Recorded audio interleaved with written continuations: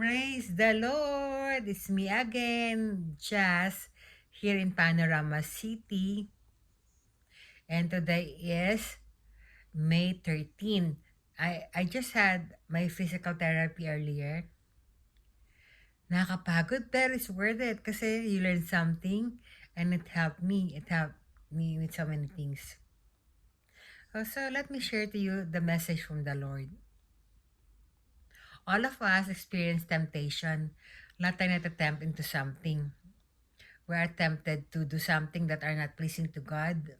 We're tempting to do something that will lead us into sinning. Nagkakasala tayo in the end.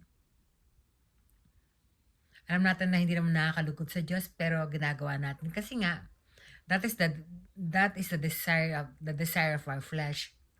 Desires of our flesh na minsan hindi natin matanggihan kasi it's gratifying, di ba?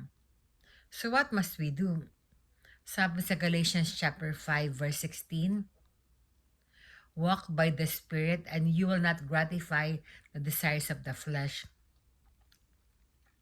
What do we mean by that?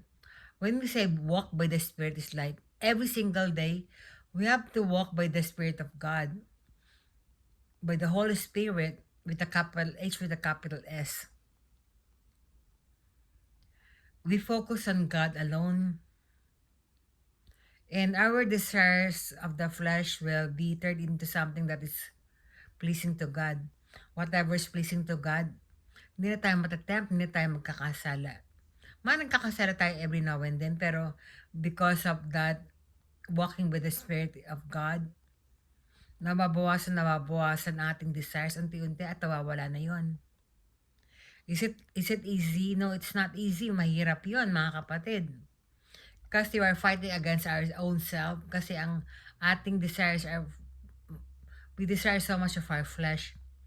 Pero if we are soaked in the Word of God, if we are into the Spirit, that desires mawawala. It's only by the grace of God.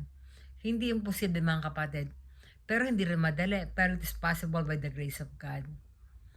Agree? Thank you, Lord. Until next time, God bless you. God loves you. Bye.